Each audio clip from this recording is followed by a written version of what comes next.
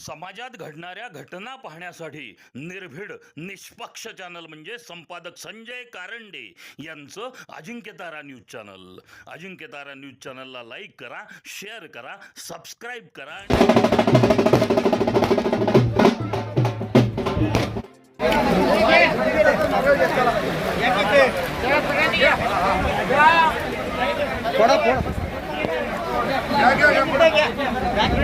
हो हात खाली घ्या घ्या घ्या. गणपती बाप्पा संभाजीच्या नावाने चव्हाण साहेबांचा चव्हाण साहेबांचा आमदार महिलांचा आमदार महिलांचा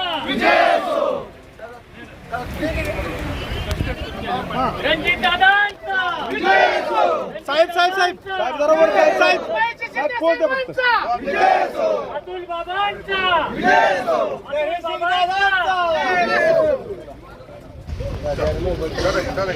जयशील कदम साहेबांचा दादा समोर साहेबांचा आमदार महेश शिंदे साहेबांचा आमदार महेश शिंदे साहेबांचा चव्हाण साहेबांचा. अलीकडच्या बाजूला सातारा सांगली विधान परिषदेचे आमदार आदरणीय धैर्यशील दादा, पलीकडच्या बाजूला कुलदेश सर्व मंगल मांगल्ये शिवे सर्वार्थ साधिके शरण्ये त्र्यंबके गौरी नारायणी नमोस्तुते. आज कैलासवासी लक्ष्मणराव इनामदार उपसा सिंचन योजना, भागडे उपसा सिंचन योजनेच्या भूमिपूजन जलपूजन प्रसंगी उपस्थित आपल्या महाराष्ट्राचे लाडके प्रदेशाध्यक्ष माननीय रवींद्रजी चव्हाण साहेब, आमचे सगळ्यांचेच मार्गदर्शक माननीय मकरंद भाऊ देशपांडे, माननीय खासदार साहेब रणजित सिंह नाईक निंबाळकरजी, माननीय आमदार महेशजी शिंदे साहेब, माननीय आमदार आणि आमचे जिल्हाध्यक्ष अतुलबाबा भोसले, माननीय आमदार धैर्यशील दादा कदम, माननीय श्री विक्रमजी पावसकर संघटन मंत्री, माननीय श्री रामकृष्णजी बेताळ, माननीय श्री सुनील काटकर, माननीय हनुमंतदादा जगदाळे जिल्हा परिषद सदस्य, माननीय अमितजी चव्हाण जिल्हा परिषद सदस्य, माननीय सौ सारिकाताई फाळके जिल्हा परिषद सदस्य, विजयभाऊ घोरपडे, किशोरजी बाचल, सुनीलजी खत्री साहेब, राहुलजी बर्गे, किरणजी बर्गे, भरतजी मुळे, विजयजी यादव, शिवाजीदादा शेळके, रणजितदादा जाधव आणि उपस्थित भागडे खोऱ्यातील कोरेगाव उत्तर भागातील कोरेगाव तालुक्यातील सर्वच सन्माननीय सदस्य, प्रमुख नेते आणि मोठ्या संख्येने उपस्थित असलेल्या सर्व माझ्या माता भगिनी, सर्वांनाच माझा प्रणाम. आज 2026ला इथं आपण भूमिपूजन घेत आहोत. कैलासवासी लक्ष्मणराव इनामदार उपसा सिंचन योजना याचा L1 L2 टप्पा पूर्ण झालेला आहे. L3 L4 टप्पा त्याचं पूजन झालेलं आहे, त्याचंही काम सुरू झालेलं आहे. आणि इथे कोरेगाव उत्तरसाठी भांडळा उपसा सिंचन योजना L5 L6 टप्प्याचं आज भूमिपूजन कार्यक्रम आपला प्रदेशाध्यक्षजी यांच्या उपस्थितीत हा संपन्न झालेला आहे. आणि हे आपल्या भागडे खोऱ्याचं महत्त्वाचे आहे. 2011 पासून माननीय आमदार महेशदादा शिंदे जेव्हा जिल्हा परिषद सदस्य होते 2007ला, पण त्यांचं पूर्ण तेव्हापासून नेटवर्क आणि लक्ष आहे भांडळी खोऱ्यात होते. आदरणीय विजयभाऊ घोरपडे याला साक्ष आहेत. आणि जेव्हा माझं लग्न झालं मला आठवत आहे की प्रचंड दुष्काळाचा कालावधी होता. पिण्याच्या पाण्याची वणवण, शेतीच्या पाण्याची वणवण, प्रचंड लोड शेडिंग अशा परिस्थितीमध्ये हा भाग मी स्वतः पाहिलेला. आणि आज जर आम्ही पाहिलं तर खटाव पुसेगाव हा भाग पूर्ण सिंचनाखाली आलेला आहे. आणि नमस्कार, हा इतकं सहजपणे हे काम झालेलं नाहीये. 2011 पासूनचे अविरत प्रयत्न त्यासाठी आहेत. आणि 2004 साली शिवसेना भाजपच्या काळामध्येच 1996ला मंजूर असलेली ही योजना काँग्रेस आणि राष्ट्रवादीची सत्ता असताना 15 वर्ष ही भाषणात गुंडाळून ठेवलेली होती. आणि 2011 पासून आमदार महेशदादांनी सहकार भारतीच्या संघटनेतून ज्याचे ते कार्याध्यक्ष आहेत, वारंवार पंतप्रधान मोदीजी गुजरात येथे संपर्क साधून कैलासवासी लक्ष्मणराव इनामदार हे पहिल्यांदा नामकरण करण्यात भाजपचं झालं तेव्हा भाजपचं विणलं गेलं आणि जिथं हा राष्ट्रवादीचा बालेकिल्ला होता त्याला सुरुंग लावण्याचं काम हे 2011ला आमदार महेश दादांनी केलं आणि तेव्हाच आपल्या एका बूथ बैठकीमध्ये हा नामांतराचा ठराव पास झाला होता आणि ते निवेदन आपल्या मुख्यमंत्र्यांना दिलं गेलं, पंतप्रधान महोदयांना दिलं गेलं आणि त्यांचं लक्ष वेधून घेतलं गेलं की पंतप्रधान मोदीजींचे गुरु जे खटावचे वकील साहेब आपण म्हणतो ते गुरूंचं गाव अजून पाण्यापासून वंचित आहे की ज्या पश्चिम महाराष्ट्रामध्ये मोठ्या प्रमाणात धरणं आहेत, पाणी आहे, पण हा जो खटाव माणचा भाग आहे, कोरेगावचा उत्तर भाग आहे, हा पैठणचा काही भाग आहे, हा अजूनही पाण्यापासून वंचित आहे हे त्यांना दाखवून देण्यात आलं आणि जेव्हा 2014 साली आपल्या सगळ्यांचे लाडके नेतृत्व मुख्यमंत्री देवेंद्रजी फडणवीस साहेब जलयुक्त शिवारच्या कार्यक्रमासाठी जाखणगाव येथे आले होते तेव्हा आमदार महेश दादांनी तिथं मागणी केली होती की माझ्या भागासाठी पाणी हे आपल्या माध्यमातून आलं पाहिजे आणि ते तेव्हाच देवेंद्रजींनी मान्य केलं आणि त्यासाठी तेव्हापासून माननीय प्रदेशाध्यक्ष रवींद्र चव्हाण साहेब आणि सर्वच भाजपचे सर्वच कार्यकर्ते आपले रणजित दादा इथे आहेत, धैर्यशील दादा आहेत, सर्वांच्या अथक प्रयत्नातून आज आपण या टप्प्यापर्यंत आलेलो आहोत की आता हा भाग 98% हा सिंचनाखाली येतोय. जेव्हा जेव्हा पाण्याचा प्रश्न होता तेव्हा आमदार महेश दादांना लोक अक्षरशः वेड्यात काढायचे की असं होतं का, या डोंगरावर पाणी येतं का आणि आपण जर बारकाईनं पाहिलं असेल तर काँग्रेस सरकार तेव्हा काय करत होतं जेव्हा ते सत्तेत होतं या पश्चिम महाराष्ट्रातल्या दुष्काळी भागात यायचं आणि पूर्ण देशाला दाखवून द्यायचं की इथं कसा गुरांना छावण्या टाकायला लागतायत, कसा आम्ही चारा पुरवतोय आणि हा काळ कसा दुष्काळ, पण तो दुष्काळ सोडवण्यासाठी त्यांनी काही केलं नाही. त्यांच्या राजकारणाचं भांडवल करण्यासाठी फक्त आपला भाग हा वापरला गेला. बरोबर आहे की नाही? पण खरोखर प्रश्न कोणी सोडवला तर भाजप सरकारनी, देवेंद्रजींनी, रवींद्र चव्हाण साहेबांनी आणि तेव्हापासून एक संघटन जे आपल्या माध्यमातून आमदार महेश दादांच्या पाठीशी उभं राहिलंय. मला वाटतंय ह्या सगळ्या संघटनेचा हा विजय असेल मला वाटतंय आणि एक स्वप्न घेऊन मुलाशी आमदार महेश दादा या राजकारणामध्ये उतरले होते की माझा भाग हा मी 100% सिंचनाखाली आणेन आणि या एकाच ध्येयाने वेडा होऊन त्यांनी काम केलेलं आहे आणि या नेतृत्वावर तुम्ही सगळ्यांनी विश्वास ठेवला आणि आज आपल्याला हे फलित इथं मिळत आहे.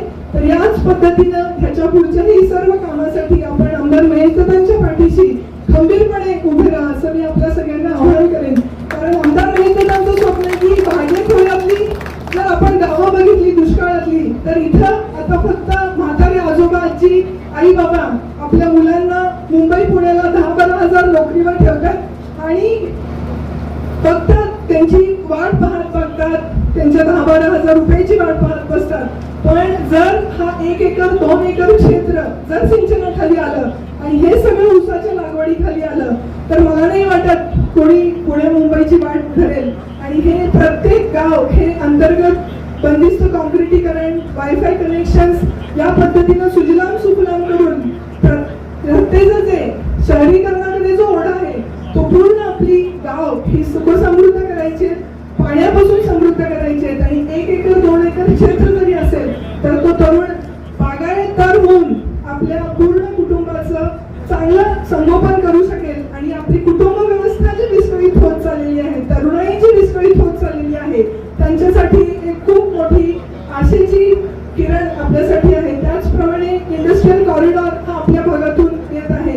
त्यामुळं या पुढे आपली शेती 1 एकर 2 एकर आणि सोबत नोकरी असं करून आपल्या भागाला पुणे मुंबईची वाट आता बघायला लागणार नाहीये आणि एक जिल्हा परिषद अध्यक्ष म्हणून आपण विषमुक्त स्वयंपाकघर, मुख्यमंत्री विषमुक्त स्वयंपाकघर हा एक कार्यक्रम आपण राबवतोय. कारण आपण पाहतोय की ज्या पद्धतीनं आपण प्रगती करतोय, आपण 11व्या अर्थव्यवस्थेपासून आता जगातल्या 4थ्या अर्थव्यवस्थेपर्यंत आलोय. युपीआय पेमेंट मध्ये आपण 1 नंबरला आहोत, सोलर प्रकल्पामध्ये आपण फ्रान्स सारख्या देशाला मागे टाकून 3 नंबरला आहोत. पण दुःखाची ही बातमी आहे आपल्यासाठी की आरोग्याच्या बाबतीत डायबिटीस या व्याधीमध्ये आपण जगात 1 नंबरला आहोत, कर्करोगामध्ये आपण पुढे आहोत.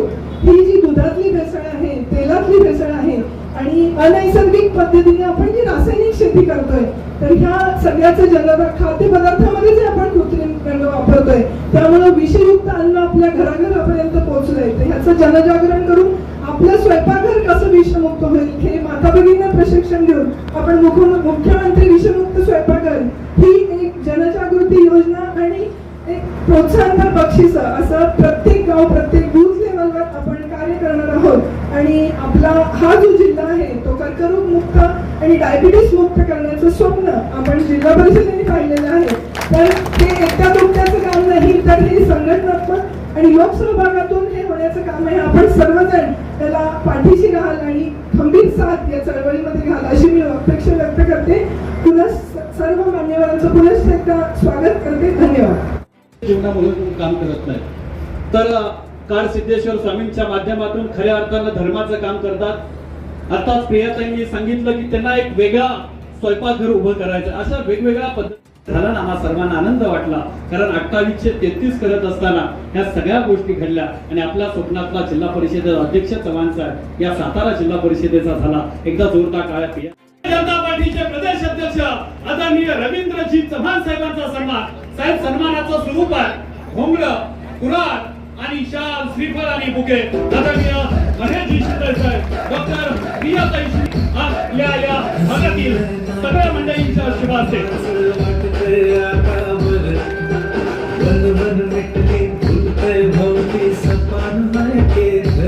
प्रियाताई पुढे या.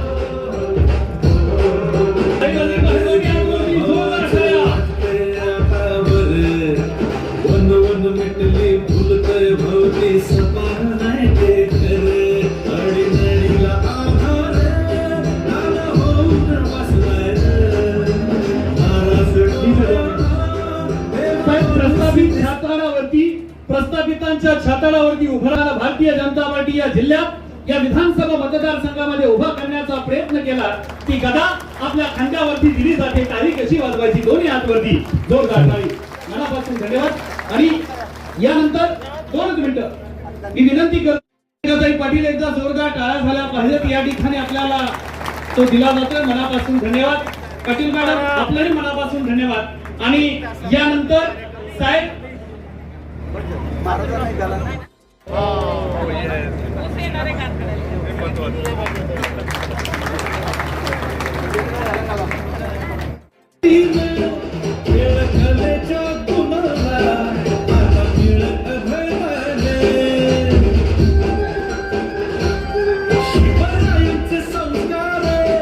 ओके.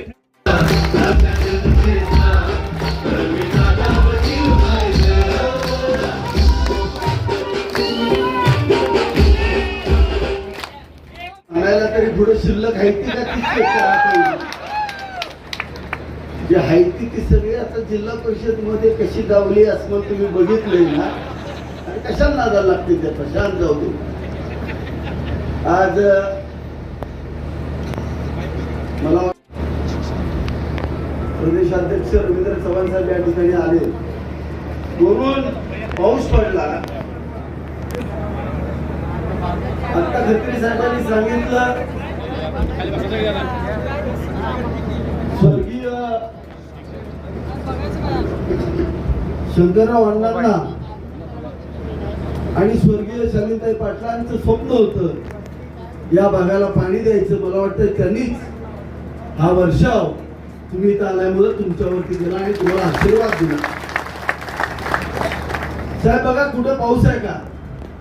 तुम्ही तुझा हातात घेतलेल्या पावसाला सुरुवात झाली. हे एवढा शुभ संकेत सुद्धा आज या विभागावरती भगवंतानं त्या ठिकाणी दिला. आज या लक्ष्मणराव इनामदार उपसा सिंचन योजना झेहगटापूर योजनेच्या रामोसवाडी ते भाडे आणि भाडे ते नवलेवाडी देऊर या दोन्ही टप्प्याचं भूमिपूजन आज या ठिकाणी होत आहे. त्या राज्याचे कार्यक्षम प्रदेशाध्यक्ष रवींद्र चव्हाण साहेब, भारतीय जनता पार्टीचे अध्यक्ष आणि आमदार अतुलबाबा भोसले, माझे मार्गदर्शक माढ्याचे माजी आमदार रणजित माजी खासदार रणजितदादा निंबाळकर जे आत्ताच विधान परिषदेच्या निवडणुकीमध्ये आमदार झाले. दरीशील दादा आमदार झाल्यासारखं वाटतंय.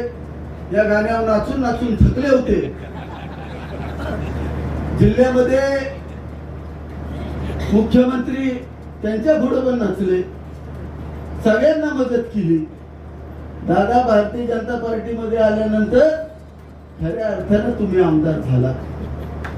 भारतीय जनता पार्टीने तुम्हाला न्याय दिला. दादा ते आमचे आमदार दरीशील दादा कदम आमच्या सगळ्यांना आणि आपल्या सगळ्यांना प्रेमाचे वाटणारे आणि भारतीय जनता पार्टीचे सरचिटणीस साहेब, त्यांचं एक वैशिष्ट्य मकरंजी देशपांडे, कितीही ताप असला, किती आजारी असला, हा माणूस भांडव्यामध्ये सुद्धा येतो आणि कार्यशाळा घेतो. सातारा रोड मध्ये तो कार्यशाळा घेतो. जे काही कार्यकर्ते आहेत सगळे त्यांच्यासाठी फार प्रेमान असतात. प्रत्येकाला समजावून सांगणं, कोण दुखावला असला तरी त्याच्या घरी जाणं, असे आमचे या ठिकाणी मकरंजी देशपांडे. दुसरे कार्यक्षम माजी जिल्हाध्यक्ष आणि भारतीय जनता पार्टीचे उपाध्यक्ष आणि आता तुमच्या सगळ्या आमच्या परिचित विक्रमजी पावसकर, शिक्षण समितीचे माजी उपाध्यक्ष सुनीलजी काटकर, जिल्हा परिषदेचे अध्यक्ष सौ प्रियाजी शिंदे, रामकृष्णजी वेता, अमितजी चव्हाण, जिल्हा बँकेचे संचालक सुनीलजी खत्री, आमचे देऊर विभागाचे नेते राहुल बाबू कदम, जिल्हा परिषद सदस्य हनुमंतदादा जगदाळे, जिल्हा परिषद सदस्य सारिकाताई फाळके, या विभागाच्या पंचायत समिती सदस्य सुरेखाताई पाटील, खटाव तालुका भारतीय जनता पार्टीच्या आणि पंचायत समितीच्या उपसभापती रेश्माताई शेळगे, या विभागाचे नेते ज्यांच्या नेतृत्वाखाली हा भाग आज या ठिकाणी सुफलाम होतोय, ते सगळे आपले मार्गदर्शक विजयराव घोरपडे, राहुलदादा बर्गे, संतोषाबा जाधव, आमचे युवा नेते रणधीर दादा जाधव, भरतजी मुळे, अभयराजे घाडगे, शिवाजी शेळगे, तालुकाध्यक्ष निलेश यादव, शरद भाऊ भोसले, या विभागाचे दुसरे नेते राजेंद्र आप्पा घोरपडे. सगळ्यांची नावं घेणं गरजेचं आहे, पण प्रदेशाध्यक्षांना या ठिकाणी पुढे जायचं. मला वाटतं गेल्या 40 वर्षाचं राजकारण जर आपण जर पाठीमागं पाहिलं, प्रत्येक इलेक्शन आलं की डोंगर धरायचा, धक्क्या मारायचं काम आजपर्यंत काँग्रेस आणि राष्ट्रवादीच्या सरकारने केलं. अरे ज्या नेतृत्वाच्या मागे आपण 40 वर्ष राहिलो, त्या नेतृत्वानं आपल्याला काही दिलं नाही, फक्त गंडवलं. प्रत्येक वेळेला यायचं, चिलेवाडीमध्ये पाणी फाउंडेशनला 1 कोटी रुपये देतो म्हणले, सरपंच हसतोय. अरे वैभव 5 लाख पोचले का रे? 1 रुपया पोचला नाही, 1 रुपया पोचला नाही. अरे खोटं बोलायचं, निघून जायचं. आमची चेष्टा केली. खऱ्या अर्थानं आपल्याला न्याय कधी मिळाला? 2014ला ज्या वेळेला सन्माननीय मुख्यमंत्री देवेंद्रजी फडणवीस ज्या वेळेला राज्याचे मुख्यमंत्री झाले, त्यावेळेला त्यांनी पहिल्यांदा हातामध्ये झे गटापूर योजना घेतली, जाखणगाव मध्ये संकल्प केला आणि आपण त्या ठिकाणी पुढे जायला सुरुवात केली. आमच्यावरती टीका झाली. अरे झे गटापूर योजना फक्त खटावची आणि मानच्या जयाभाऊंवर, माझ्यावरती सकाळ दुपार संध्याकाळ इथं शिव्या द्यायचं काम आमच्या विरोधकांनी केलं. अरे खटाव मानला पाणी नेलं. मी जबाबदारीने सांगितलं होतं, ज्यावेळेला कृष्णा खोरेचा उपाध्यक्ष होतो त्यावेळेला मी सांगितलं होतं, झे गटापूर योजना ही 70% ही कोरेगावच्या फायद्याची आणि उपयोगी आहे, आणि ते आज तुम्हाला या ठिकाणी दिसतंय. सगळ्यात जास्त पाणी 3.5 TMC पाणी आणि वर्ण मंजूर केलेलं. मी कृष्णा खोरेचा उपाध्यक्ष असताना आम्ही निर्णय केला, या संपूर्ण कृष्णा बेसिनचं फेर वाटप करायचं. त्याचा आढावा घेतला. फडणवीस साहेब जलसंपदा मंत्री होते. मी साहेबांना भेटलो, साहेबांना सांगितलं, साहेब माझ्या मतदारसंघातली 46 गावं सातारा तालुक्यातली गावं, कोरेगाव तालुक्यातली गावं आजही वंचित आहे. अध्यक्ष साहेब, धरणं झाली तिकडं, पण पुनर्वसन मात्र या कोरेगाव तालुक्यावर झालं. 22 पुनर्वसनाची गावं आम्ही अंगावरती घेतली. आमच्या जमिनी पुनर्वसनाला गेल्या, पण त्या गावांची परिस्थिती बघा, आजही थेंबर पाणी त्या गावांना नाही अशी परिस्थिती आहे. या लोकांनी सगळ्यांनी जमिनी दिल्या, स्वतःचं सर्वस्व दिलं, पण पाणी मात्र यायला 75 वर्ष स्वातंत्र्याची झाली आणि संपूर्ण वाटोळं त्यांच्या जीवनाचं झालं. तिथला तरुण मुंबईला गेला, नोकऱ्या करायला गेला, पण या लोकांना कधी काही फरक पडला नाही. खऱ्या अर्थानं 2014ला फडणवीस साहेबांनी या योजनेला लक्ष्मणराव इनामदारांचं नाव द्यायचा संकल्प केला.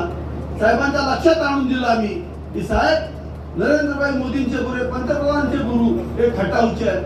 मकरंजी, आपण संघाची फार मोठी बैठक त्या ठिकाणी घेतली. आज संघ संघटनेवरती बोलणाऱ्यांना सुद्धा मी सांगतो, अरे संघाचं काम आज तुम्हाला इथं लक्ष्मणराव इनामदार उपसा सिंचन योजनेत दिसतंय, सहकार भारतीचं काम दिसतंय. त्या काळामध्ये आम्ही संघाच्या बैठका खटावमध्ये घेतल्या आणि त्या ठिकाणचे ठराव त्या ठिकाणी देवेंद्र फडणवीस साहेबांना दिले, गिरीश महाजन साहेबांना बोलवलं आणि या योजनेला आपण निधी दिलाच, जल आयोगाची परवानगी दिली. अरे ही योजना ब2 मध्ये विलासराव देशमुखांच्या सरकारनं टाकली, कायमस्वरूपी अमृताला बंद करा म्हणून सांगितली.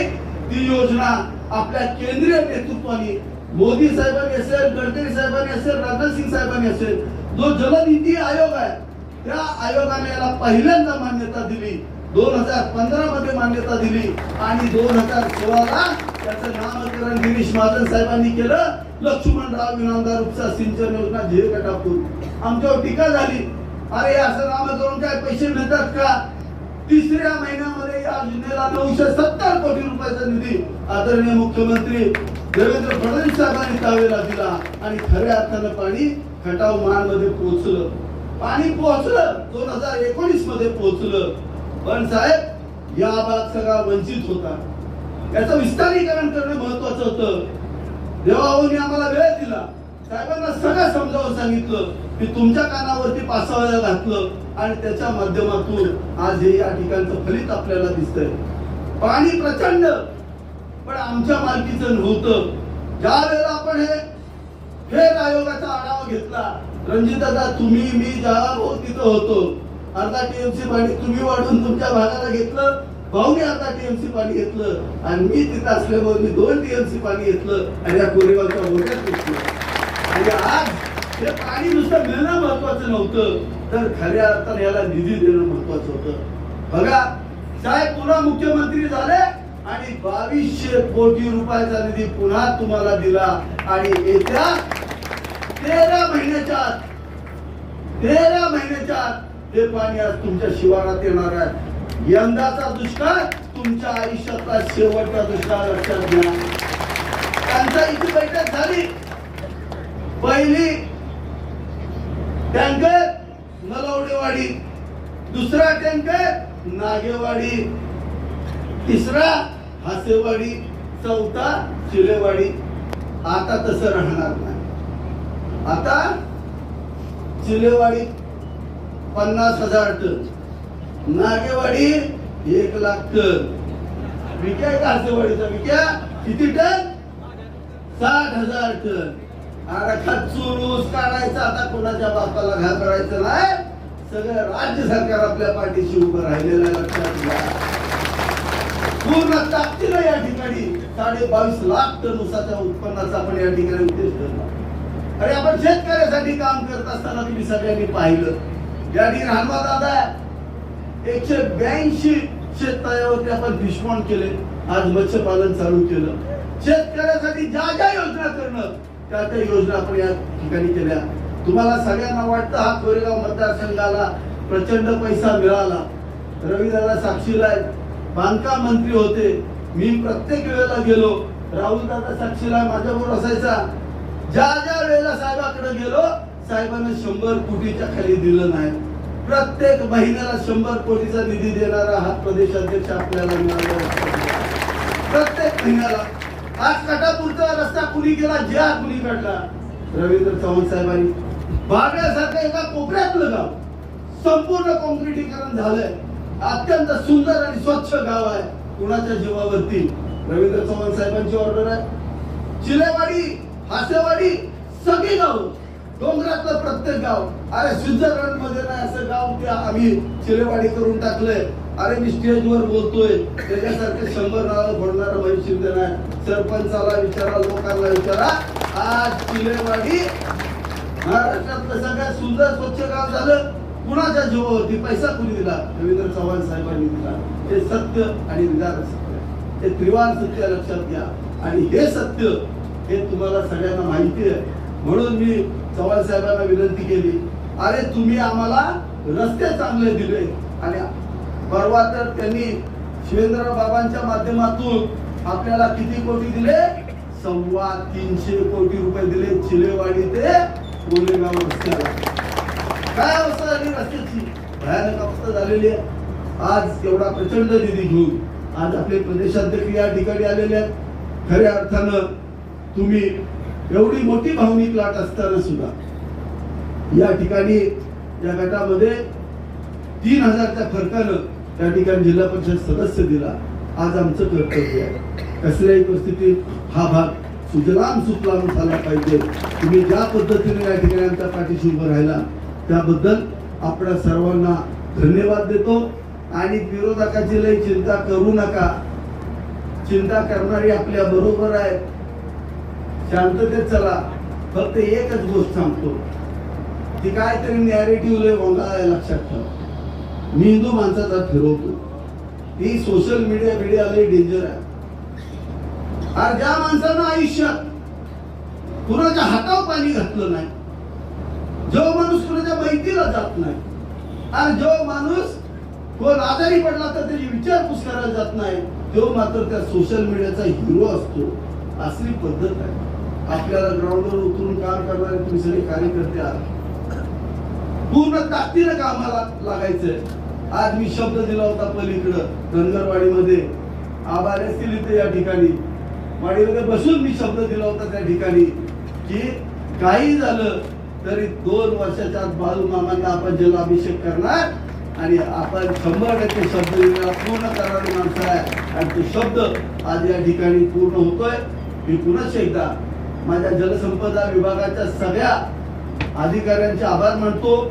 साहेब, हे जे माझे जलसंपदा विभागाचे अधिकारी माझ्यावर काम करतायत, माझी जे कटाप योजनेचा पहिला आणि दुसरा टप्पा 32 महिने त्या ठिकाणी आम्हाला पिरियड अपेक्षित होता. या अधिकाऱ्यांनी 11 महिन्यात पूर्ण करून दाखवलं. साहेब, अत्यंत कार्यक्षम सगळे इंजिनियर आहेत आणि रात्रंदिवस मेहनत करणारे हे इंजिनियर आहेत. आज हाही टप्पा त्यांच्या हातातून त्यांनी सांगितलं 13-14 महिन्यात साहेब काही करून पूर्ण करतो. अत्यंत चांगल्या पद्धतीने काम करणारे इंजिनियर आहेत, उत्कृष्ट काम करणारे इंजिनियर आहेत. आपल्याला कसल्याही परिस्थितीमध्ये ज्या पद्धतीने खटाव माझ्या शेतकऱ्यांनी साथ दिली, पाईपला कुणी अडवलं नाही. विरोधक लय हुशार आहे लक्षात घ्या. अजितराव मुद्दाम काहीतरी डोक्यात घालत असतो. अरे ज्या वेळेला माझ्या आजा पंजांनी जागा दिली तेव्हा माझ्या गावात शाळा झाली. अरे ज्या वेळेला माझ्या आजा पंजांनी जागा दिली तेव्हा दवाखाना आला. अरे दानच देणारा आपला भाग आहे, मागतकरी आपला भाग नाही. लक्षात घ्या. जरी आम्ही गरीब असलो तरी दानच द्यायची आपली शक्ती आहे. आणि हे डोक्यात ठेवून आपल्याला ही पाणी योजना पूर्ण करायची आहे. कसल्याही परिस्थितीमध्ये आज या ठिकाणी आपण पूर्ण ताकदीनं या योजनेच्या पाठीशी उभं राहून आपल्याला आलेल्या पाण्याचे या ठिकाणी स्वागत करायचंय. आणि चव्हाण साहेबांनी मगाशीच सांगितलं मला, ज्या दिवशी योजना पूर्ण होणार त्यावेळेला मुख्यमंत्री साहेब आणि चव्हाण साहेब पुन्हा या ठिकाणी या पाण्याच्या जलपूजनाला येणार असं त्यांनी मला शब्द दिला. ते त्यांचा शब्द पूर्ण करतील अशा व्यक्त करतो. पुन्हा एकदा आपण एवढं प्रदेशचं एवढं मोठं काम असताना सुद्धा आपण या ठिकाणी आलात त्याबद्दल आपण सर्वांना धन्यवाद देतो. थांबतो. रामकृष्ण हरी. वतीनं पहिलवान या पुढे सगळे जोरदार टाळ्या झाला.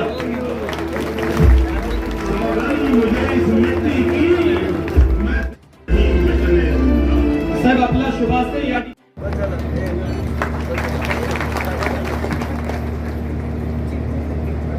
अध्यक्षपद या ठिकाणी दिलं जातं. मनापासून धन्यवाद.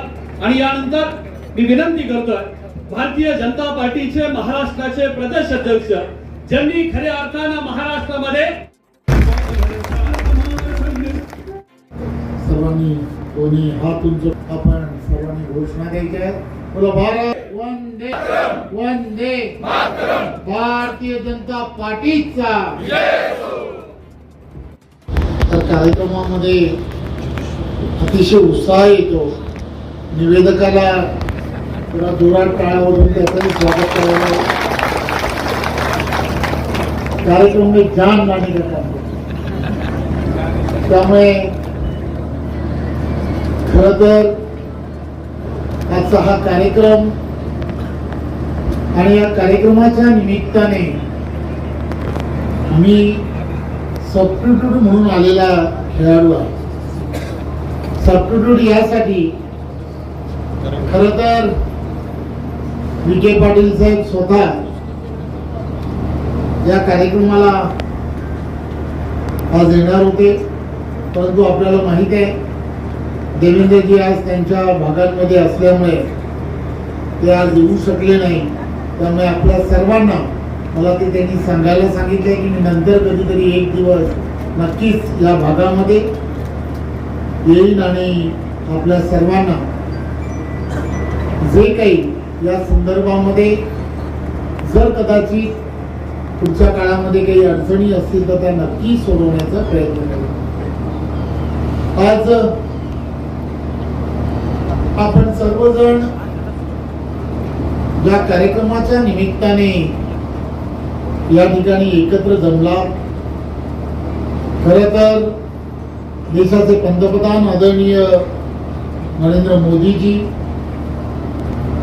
त्याचबरोबर महाराष्ट्राचे लोकप्रिय असे मुख्यमंत्री आदरणीय देवेंद्रजी, या दोघांच्या नेतृत्वामध्ये महाराष्ट्र आणि महाराष्ट्रातील असणारी 70-75 वर्ष असणारी जी पाण्याची भूक आहे, ही भूक तहान ज्याला म्हणतो, हे भागवण्याचं काम या दोन मंडळींनी सातत्याने केलंय असं मला या निमित्ताने सांगावंसं वाटतं. खरं तर हा संपूर्ण भाग, इथली असणारी भौगोलिक परिस्थिती आणि या भौगोलिक परिस्थितीमध्ये इथल्या असणाऱ्या प्रत्येक शेतकऱ्याच्या जीवनामध्ये आनंद निर्माण झाला पाहिजे या दृष्टिकोनातून या अगोदर असणाऱ्या अनेक नेते मंडळी, शालिनीताई असतील किंवा या अगोदर असणारे प्रत्येक जण यांनी पाहिलेली स्वप्न आणि माझे मित्र की आपण सर्वांनी त्याला विश्वासाने या भागातील प्रतिनिधित्व करण्याची संधी दिली आणि त्याने हे सातत्याने मांडण्याचा प्रयत्न केला की हा भाग आणि या भागामधील असणार युवकांचं असणार स्थलांतर, नोकरी निमित्त, उद्योगानिमित्त इथली असणारी गावं ओसाड होत चालली आहेत. गावात घरं आहेत, परंतु गावातील घरांमध्ये माता भगिनी यांच्या सगळ्यांच्या नजरा शहराकडून येणाऱ्या त्या कुटुंब प्रमुखाकडे लागलेल्या आहेत. आणि ही परिस्थिती जर बदलायची असेल तर खऱ्या अर्थाने काय करता येऊ शकतं, तर इथल्या गावाला समृद्धीच्या दिशेने घेऊन जाणं हे अत्यंत गरजेचं आहे. आदरणीय अटलजींच्या नेतृत्वामध्ये अटलजी नेहमी म्हणायचे की एखादं गाव जर समृद्धीच्या दिशेने न्यायचं असेल तर त्या गावामध्ये पहिला रस्ता गेला पाहिजे. आणि त्यावेळेच्या काळामध्ये प्रधानमंत्री च्या नावाने सुरू झालेल्या योजना आणि त्या योजनांच्या माध्यमातून गावांमध्ये खऱ्या अर्थाने समृद्धी आणण्याचं काम हे त्यावेळच्या काळात केलं गेलं. आपण पाहत असाल गावागावामधील असणारे रस्ते, हे रस्ते त्यावेळच्या काळामध्ये खऱ्या अर्थाने समृद्धी देण्याची त्याची असणारी सुरुवात होती. आपण सर्वांनी पाहिलं असेल, आपण सर्वजण अनुभवता, देशाचे पंतप्रधान नरेंद्र मोदीजी यांनी ते पंतप्रधान असताना किंवा त्या अगोदरचा काळ, ते गुजरातचे मुख्यमंत्री होण्याच्या अगोदर त्यांनी प्रचारक म्हणून संपूर्ण देशभरामध्ये त्यांचा झालेला प्रवास, त्यांच्यावरती झालेले संघाचे संस्कार, आज ही योजना तुम्ही आम्ही सर्वजण येणाऱ्या काळामध्ये अनुभवणार आहात. हे संस्कार त्या गावामध्ये असणाऱ्या प्रत्येकाच्या जीवनामध्ये आनंद मिळाला पाहिजे, शेतीला पाणी मिळालं पाहिजे, तिथल्या असणाऱ्या प्रत्येकाच्या हाताला काम मिळालं पाहिजे, शेवटच्या व्यक्तीपर्यंत सरकारच्या असणाऱ्या प्रत्येक योजना पारदर्शकपणे पोहोचल्या पाहिजे आणि राष्ट्रहित हे प्रत्येकाच्या मनामध्ये जाज्वलरित्या बिंबवलं गेलं पाहिजे. ही भावना घेऊन 2014 ला जेव्हा पंतप्रधान म्हणून त्यांनी शपथ घेतली, मी देशाचा पंतप्रधान जरी झालो असेल तरी प्रधान सेवक म्हणून काम करेल. लक्षात घेतलं पाहिजे, या अगोदरच्या असणाऱ्या प्रत्येक सरकारमध्ये फक्त घोषणा व्हायच्या, या घोषणा होत होत्या, रोटी कपडा मकान, गरिबी हटवली जाईल, या सर्व गोष्टींची फक्त चर्चा व्हायची आणि भावनिक आव्हानं, या भावनिक आव्हानांवरती निवडणुका फक्त जिंकण्याचं मशीन हे काँग्रेसचं गव्हर्नमेंट होतं, युपीएचं त्यावेळेचं गव्हर्नमेंट. नरेंद्र मोदीजींनी गेल्या काही वर्षांमध्ये काम करत असताना एक विजन ठेवून देशाला आपल्याला कसं पुढे घेऊन जाता येऊ शकतं याचा विचार केला. पूर्वीची असणारी शेतकऱ्यांच्या असणाऱ्या अनंत अडचणी, छोटे छोटे निर्णय, परंतु त्याचा परिणाम काय असू शकतो हे नरेंद्र मोदीजींनी जाणून घेतलं. शेतकऱ्याला शेती करत असताना सुरुवातीच्या काळामध्ये लागणारं भांडवल, त्यांना लागणारं बियाणं असेल, खत असतील, या सगळ्या गोष्टींसाठी कुठेतरी त्या गावच्या असणाऱ्या सावकारावरती अवलंबून राहावं लागत होतं. परंतु या सगळ्या प्रक्रियेमध्ये कुठेतरी एक वेगळ्या पद्धतीने किसान सन्मान योजनेच्या माध्यमातून प्रत्येक शेतकऱ्याच्या हातामध्ये वर्षामध्ये 6,000 रुपये देण्याचं काम जर कोणी केलं असेल तर ते आदरणीय पंतप्रधान नरेंद्र मोदी. आपण लक्षात घेतलं की आपण त्या सगळ्या गोष्टीकडे कशा रीतीने पाहतोय मगाशी प्रियाताई बोलत होत्या,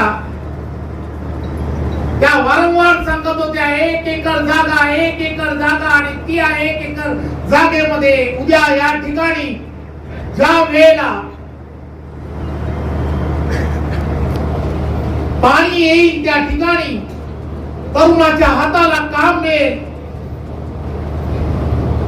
खऱ्या अर्थाने या सर्व गोष्टी मायक्रो ज्याला म्हणतात, सूक्ष्म नियोजन, या सूक्ष्म नियोजनाच्या माध्यमातून या सगळ्या गोष्टी करण्याचं काम देशाचे पंतप्रधान नरेंद्र मोदीजी करत आहेत.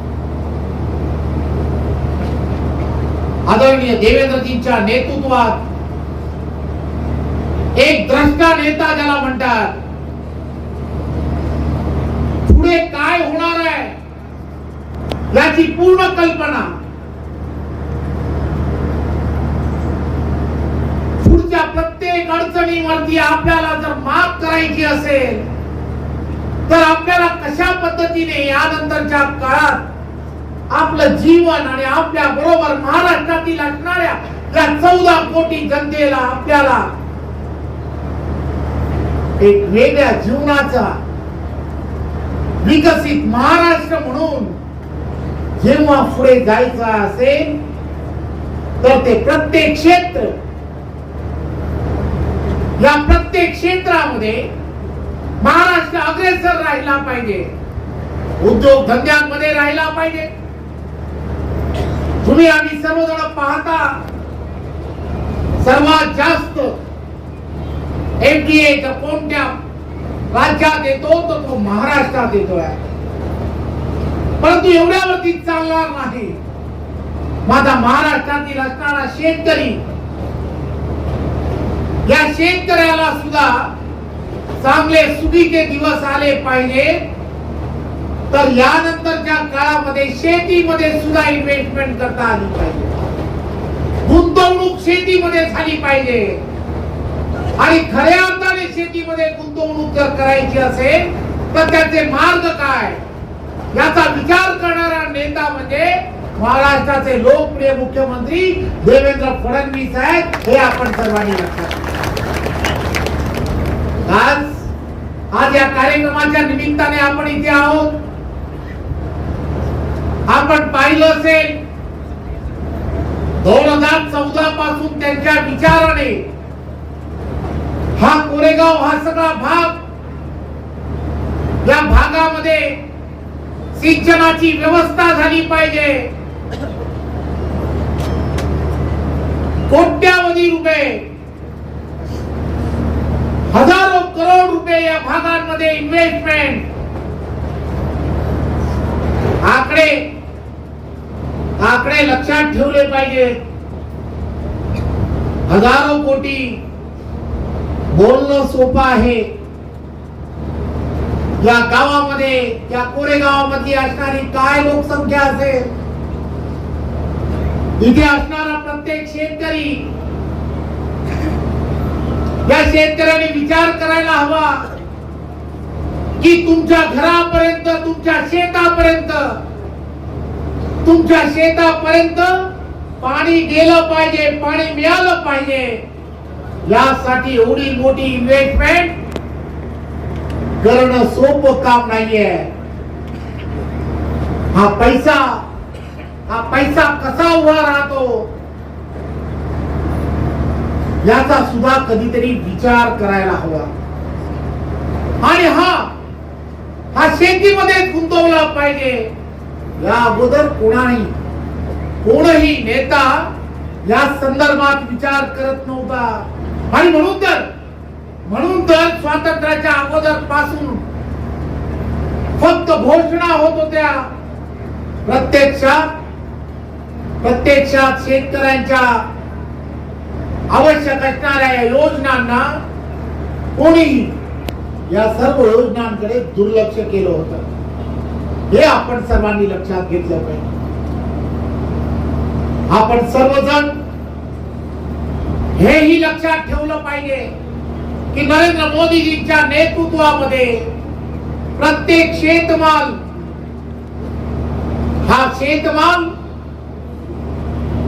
प्रत्येक त्या गावामधील असणाऱ्या त्या शेतीच्या असणाऱ्या त्या जागेपर्यंत बांधण रस्ता झाला पाहिजे.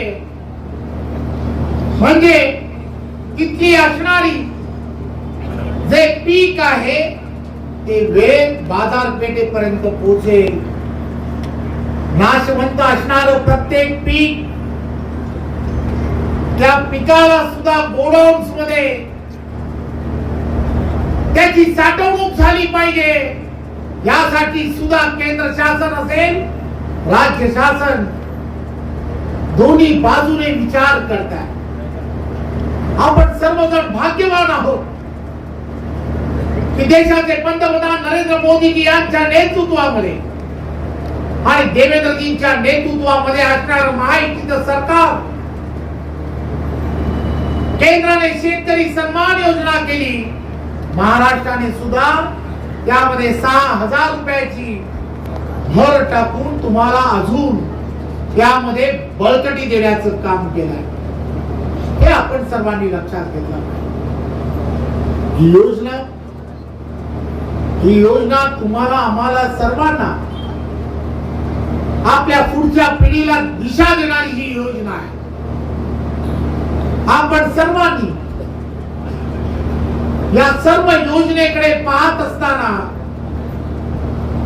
दूरदृष्टी असणारं नेतृत्व काय करू शकतं हे आपण सर्वांनी लक्षात घेतलं पाहिजे. मी बऱ्याच वेळेला एक छोटा कार्यकर्ता म्हणून काम करत असताना अनेक वेळेला वेगवेगळ्या व्यासपीठावरती वेगवेगळ्या नेत्यांची चर्चा व्हायची. मी तुम्हाला आठवण करून देऊ इच्छितो, धैर्यशीलजी तुम्हाला मतं मिळाली. मी एखाद्या घरामध्ये गेलो, बाबासाहेबांच्या घरात. अनिल भाऊंचा आज आठवण करायला हवी. मला आठवतं की ते जेव्हा जेव्हा विचार करायचे तेव्हा तेव्हा त्यांच्या डोक्यामध्ये एकच की हा संपूर्ण भाग, या भागामध्ये सिंचनासाठी काहीतरी करायला हवं. अनेक नेते मंडळी फक्त त्यांना आश्वासन द्यायचे. पण 2014ला देवेंद्रजी मुख्यमंत्री म्हणून निवडून आपण सर्वांच्या कृपेने आले. देवेंद्रजी समोर भाऊंनी फक्त एवढंच म्हटलं, टेंबू साठी मी राजकारणात आहे. टेंबू साठी जर पैसे दिले तर नक्कीच त्या भागाला एक वेगळ्या पद्धतीचं रूप येईल. देवेंद्रजींनी तात्काळ त्या गोष्टीचा विचार केला आणि त्या भागाला सुद्धा सिंचनाखाली आणण्यासाठी त्यांचं सर्वात मोठं योगदान आहे. मी आज त्याची आठवण यासाठी सांगतो की ते जेव्हा जेव्हा मला भेटायचे तेव्हा ते एकच गोष्ट म्हणायचे. राजकारणाच्या बाहेर जाऊन मी फक्त एकच गोष्ट सांगतो रवी, देवेंद्र फडणवीस या व्यक्तीने माझ्या भागातील माणसांना, माझ्या भागातील शेतकऱ्यांना पाणी दिलंय. राजकारणाच्या पलीकडे जाऊन जर त्यांच्या पाठीशी उभं राहण्याची वेळ आली तर मी अनिल बाबर त्यांच्या पाठीशी खंबीरपणे उभा राहीन.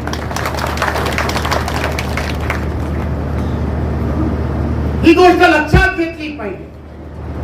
राजकारणाच्या पलीकडे जाऊन सबका साथ सबका विकास या माध्यमातून आपण सर्वजण देशाचे पंतप्रधान नरेंद्र मोदीजी यांच्या नेतृत्वात, आदरणीय देवेंद्रजींच्या नेतृत्वात कुठेही राजकारण न करता हा महाराष्ट्र आणि महाराष्ट्रातील असणारी प्रत्येक योजना आणि या योजनांसाठी अविरतपणे काम करणं ही जबाबदारी देवेंद्रजींच्या नेतृत्वात महायुतीचं सरकार करत आहे. त्यामुळे येणाऱ्या काळामध्ये आपण सर्वजण ते दिवसही आठवले पाहिजे की 14 तास लोड शेडिंग आणि या 14 तास लोड शेडिंग असणाऱ्या महाराष्ट्राला आज तुम्ही आणि आम्ही सर्वजण पाहतो देवेंद्रजींच्या दूरदृष्टीमध्ये आज महाराष्ट्रामध्ये आपण सर्वजण पाहतो की अपारंपरिक ऊर्जा निर्मितीसाठी देवेंद्रजींनी केलेले विशेष प्रयत्न आणि त्यामुळे आज तुम्ही आम्ही सर्वजण पाहतो की 24/7 वीज प्रत्येकाच्या घरात तर आहेच, परंतु प्रत्येकाच्या शेतीला लागणारा सौर पंप हा सुद्धा देण्याचं काम देवेंद्रजींच्या नेतृत्वात होत आहे. हे आपण सर्वांनी लक्षात घ्या. आपण सर्वजण महेशजी यांच्या नेतृत्वात इथे व्यासपीठावरील असणारा प्रत्येक जण हा खंबीरपणे तुमच्या पाठीशी आहे. त्याचं कारणच एक आहे, विश्वास, प्रचंड विश्वास. मी काल फक्त असंच म्हणालो की मी कार्यक्रमाला येण्यासाठी प्रयत्न करतो आणि संघटनात्मक दृष्ट्या इथे असणारी टीम, भूतवरती असणारा प्रत्येक कार्यकर्ता,